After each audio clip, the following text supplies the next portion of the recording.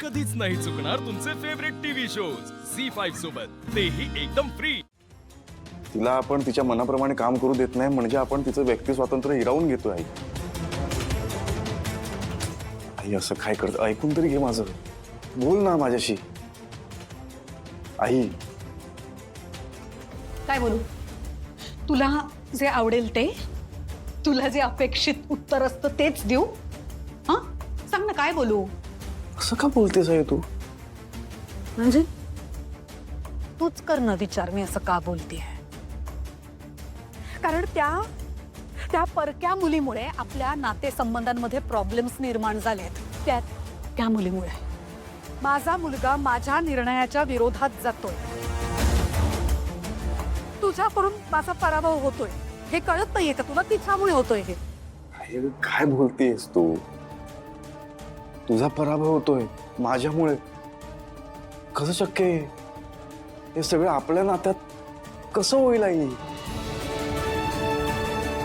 हे बघ आई, मेंदळेंच्या घरात आजपर्यंत कुणावरही अन्याय झालेला नाहीये आणि मी पण तो होऊ नाही देणार। म्हणजे तरी जर तुला वाटत असेल की माझी चूक झाली आहे आणि मला शिक्षा द्यायची असेल तर जी शिक्षा तू देशील ती मी भोगायला तयार आहे। आई तू ओळखतेस मला, मी विचार न करता असे निर्णय घेईन का? मी उगाच तिची बाजू घेत नाही आहे। उगाच का घेईन मी तिची बाजू? मी जेव्हा तिच्या घरी गेलो, सगळ्या गोष्टी बघितल्या आणि सगळे प्रश्न, माझ्या मनातले प्रश्न जेव्हा सुटले, सगळं क्लिअर झालं ना, तेव्हा खरं सांगतो आई, मला हेच वाटलं की ह्या घरात सावलीवर अन्याय झालाय आणि आपण मुद्दामून केलेलं नाहीये, आपल्याला माहितीच नव्हतं हे सगळं। आणि मला एवढंच वाटतंय की सावलीला ह्या घरात ह्या पुढे 4 क्षण तरी सुखाचे मिळू दे। खरं तर आपण सगळ्यांनी तिची माफी मागायला हवी आई। काय? आपण सगळ्यांनी तिची माफी मागायला हवी आई। बास हा, हे जरा अति होतंय आता।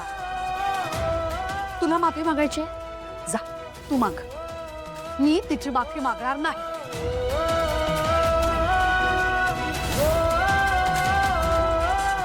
बघ आई, इनफ, सर मी जातो, जा।